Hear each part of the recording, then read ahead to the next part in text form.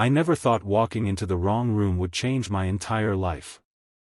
But that's exactly what happened when I saw my intimidating CEO with tears streaming down her face. What she whispered to me that day didn't just change my career, it transformed how I raised my daughter and healed wounds I thought would never close. If you're touched by stories of unexpected connections and second chances, hit that like button and subscribe to our channel for more life-changing stories that remind us how a single moment can alter everything. The fluorescent lights of Meridian Technologies buzzed overhead as Marcus Jenkins rushed through the hallway, his phone pressed to his ear. He was already 15 minutes late for the quarterly review meeting. "I know, Mrs. Peterson. I'm so sorry," he said, his voice strained as he balanced his laptop bag and a stack of folders. "Emma's fever spiked this morning, and I couldn't get her to daycare. My sister is on her way to pick her up from the office now." The school administrator's voice was sympathetic but firm. "Mr. Jenkins, this is the third emergency this month. We understand your situation, but—" I know. It won't happen again. Emma will be there tomorrow, I promise." Marcus ended the call and exhaled heavily, the weight of single parenthood pressing down on his shoulders like a physical burden. At 34, Marcus hadn't planned on raising his 6-year-old daughter alone.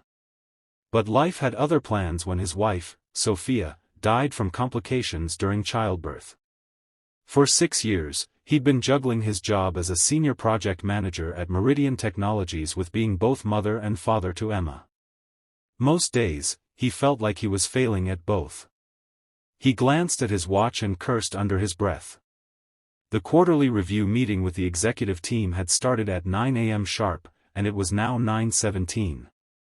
Victoria Reeves, the CEO, was notorious for her punctuality and had made examples of employees who didn't respect her time. In the 3 years Marcus had worked at Meridian, he'd seen her reduce grown men to stammering apologies with just a raised eyebrow. Marcus hurried toward Conference Room B, where the meeting was scheduled. In his haste, he didn't notice the small sign indicating the room had been changed. He pushed open the door without knocking, prepared to slip in quietly and apologize later. But instead of walking into a room full of executives discussing quarterly projections, Marcus froze in the doorway. Victoria Reeves sat alone at the conference table, her back to the door. Her shoulders were shaking, and even from behind, Marcus could tell she was crying. Her normally perfect posture was crumpled, one hand covering her face while the other clutched what looked like a photograph. Marcus stood paralyzed, unsure whether to announce his presence or quietly back out of the room. Before he could decide, Victoria sensed someone behind her and whirled around. Her eyes, usually sharp and calculating, were red-rimmed and vulnerable. For a split second, genuine shock registered on her face before her features hardened into their familiar mask of control. "Mr. Jenkins," she said, her voice hoarse as she hastily wiped at her cheeks. "Don't you know how to knock?" "I'm so sorry, Ms. Reeves," Marcus stammered, taking a step back. "I thought this was the quarterly review meeting. I didn't realize." "The meeting was moved to Conference Room D," she interrupted, standing up and smoothing her impeccable charcoal suit. "There was an email." Marcus felt his face flush with embarrassment. Of course there had been an email. He'd been so busy trying to bring Emma's fever down this morning that he hadn't checked his inbox. "I apologize for the intrusion," he said, backing toward the door. "I'll leave you alone." Something in Victoria's expression shifted as she looked at him, really looked at him for perhaps the first time.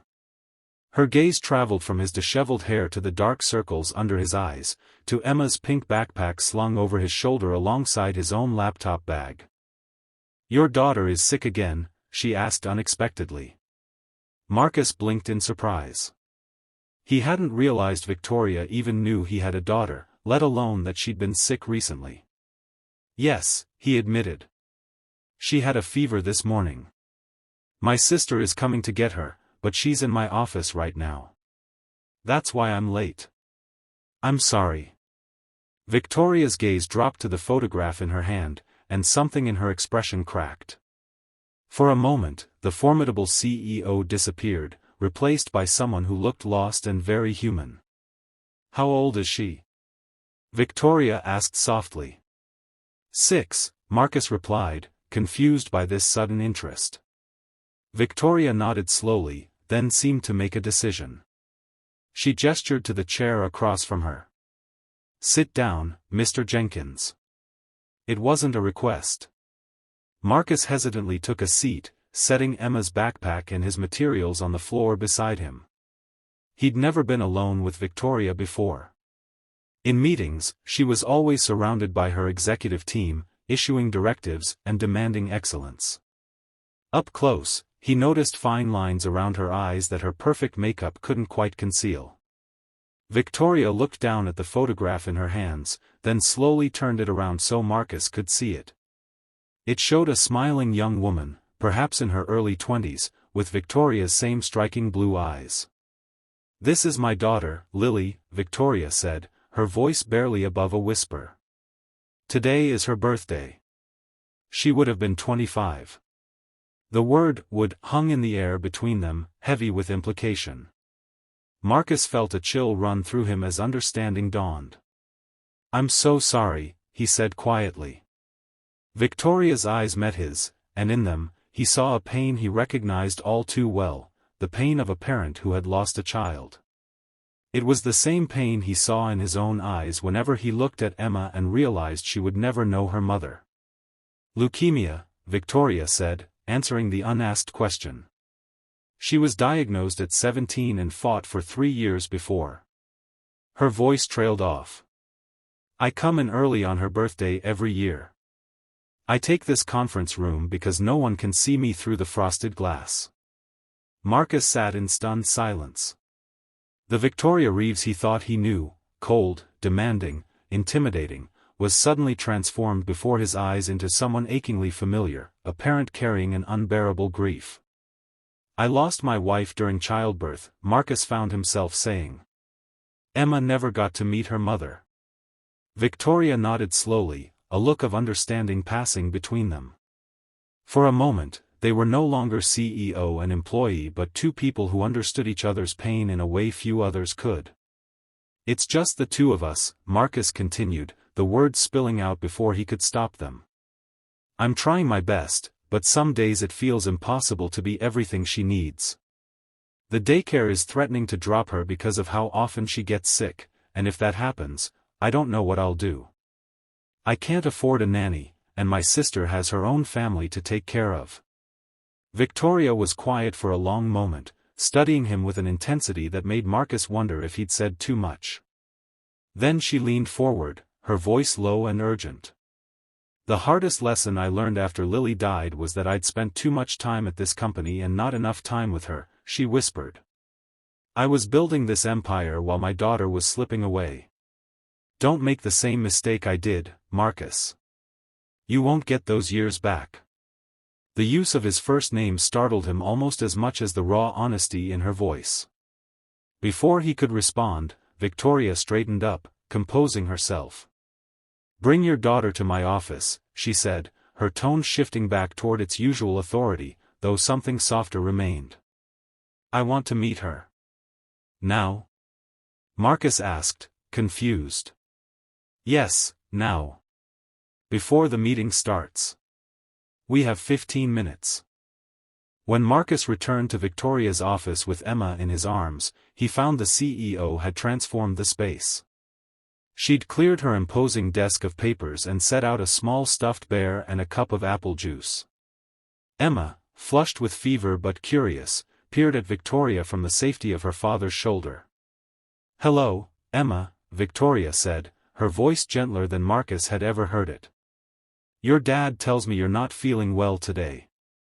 Emma nodded shyly, her small fingers clutching Marcus's collar. "I used to have a little girl who got sick sometimes too," Victoria continued, offering the stuffed bear. "This was hers. His name is Mr. Whiskers, and he's very good at helping brave girls feel better." Emma reached for the bear hesitantly, then hugged it to her chest. "Thank you," she whispered. Victoria smiled, a real smile that transformed her face, and for a moment, Marcus caught a glimpse of the mother she must have been. "Mr. Jenkins," Victoria said, turning to him with newfound resolve in her eyes. "I'm implementing a new policy at Meridian Technologies, effective immediately. We're converting the unused space on the third floor into an employee daycare center with full-time nursing staff." Marcus stared at her in disbelief. "Ms. Reeves, that's long overdue," she finished for him. "And until it's operational, you'll work from home 3 days a week. Your performance reviews show you're more than capable of managing your team remotely." "I don't know what to say," Marcus stammered.